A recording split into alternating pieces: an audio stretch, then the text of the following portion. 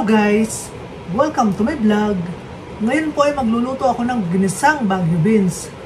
Sasahugan ko po ng giniling at lalagyan ko po ng sotanghon para po mas masarap. At magpiprito rin po ako ng isdang burot. Malalaki po ang ating isda. 2 praso lang po ang aking ipiprito. Ititarap na po natin sa ating ginisang Baguio beans. At ngayon po, samahan niyo po ako. Yan guys, ito po ang aking iluluto, Baguio beans. Igigisa ko po. Lalagyan ko po ng sotanghon at giniling. Ngayon po, hihimayin ko na po ang aking mga Baguio beans. Mahal po ang gulay ngayon. Ito nga lang po, magkano nabili ko rito? 80 pesos na. Ngayon po, yung dulo po nito ay tatanggalan po natin ng tangkay. Yung kabilaan dulo po.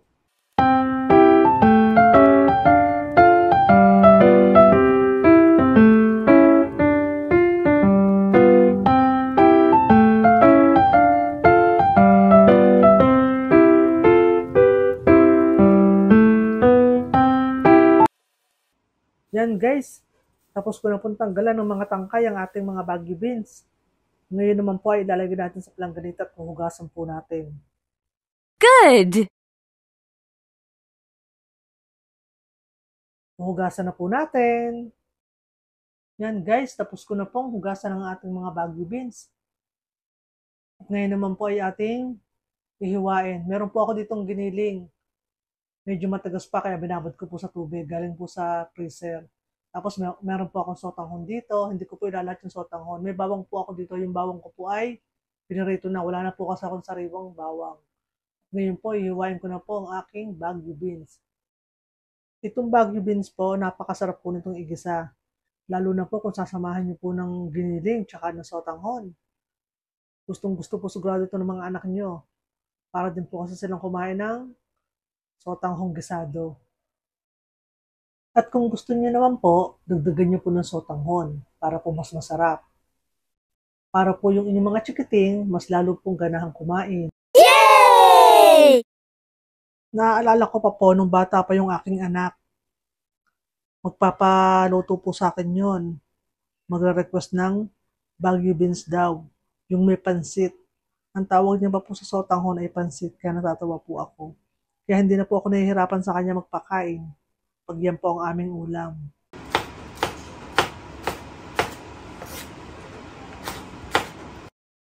Malapit na po ako matapos maghiwa po ng mga Baguio beans.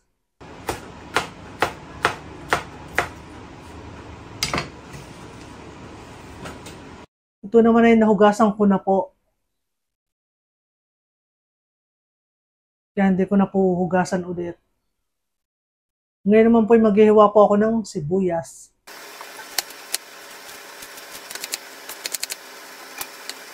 Yan guys, meron po tayo dito piniritong bawang. Wala po tayong sariwang bawang, kaya ito po ang aking ilalagay sa ating gulay.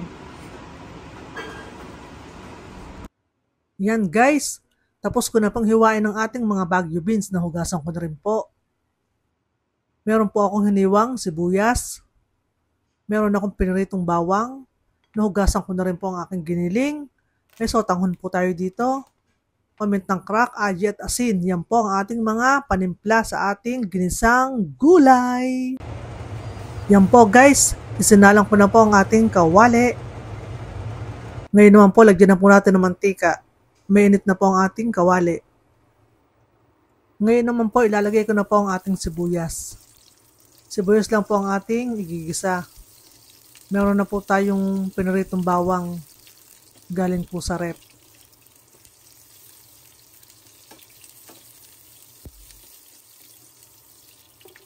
At ngayon naman po, ilagay na po natin ang ating giniling. Yan po ang ating sahog sa ating Baguio beans. Kailangan po gisang-gisa ang ating giniling o karne. Ilalagay ko na rin po ang ating bawang na pinirito.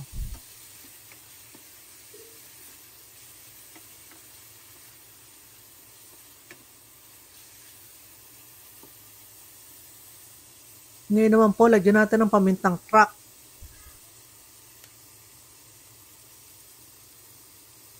Masarap po kasi pag medyo maraming paminta.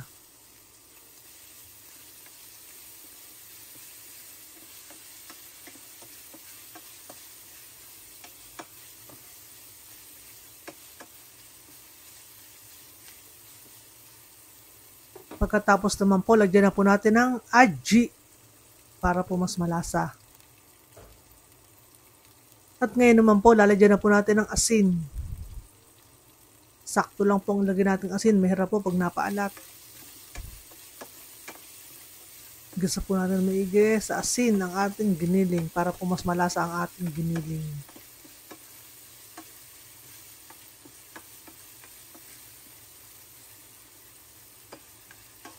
Yan guys, tapos ko na pong igasa ang ating giniling. Ilalagay ko na po ang ating Baguio beans. Simpleng gulay, pero masustansya.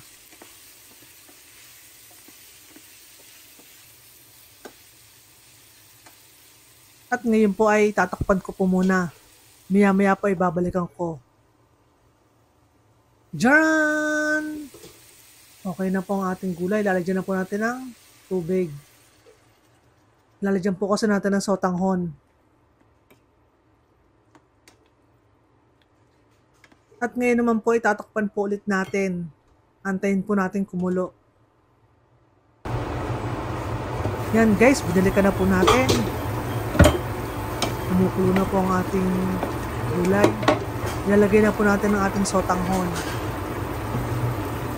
Pag nilagay po yung sotanghon na yan, maya-maya po, wala na pong sabaw yan. Ihigupin po ng sotanghon. Itong ating gamit ng sotanghon ay masyadong mahilap.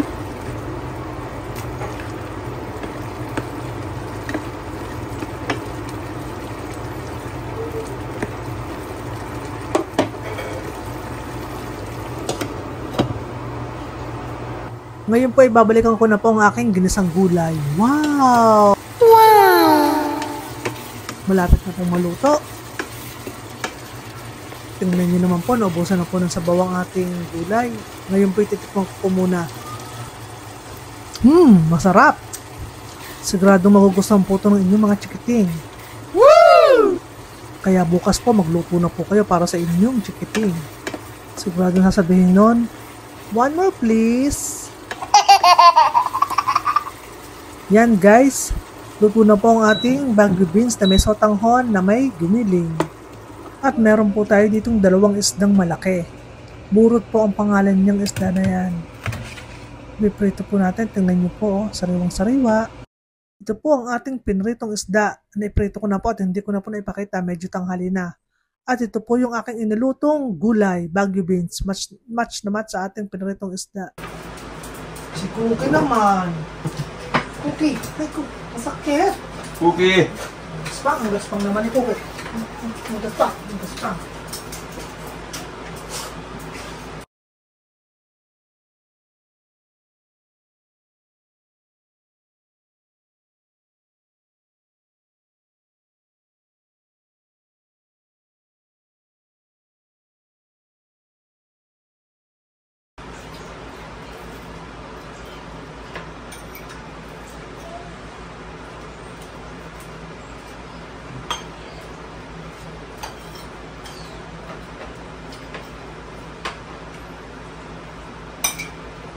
Parang tanim-tanim ko. Dale. Yung ito. Kaunti ko. Kahapon sakto yun.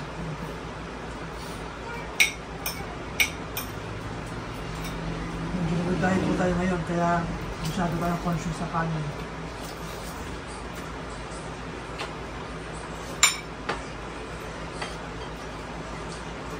Ang gulo mo.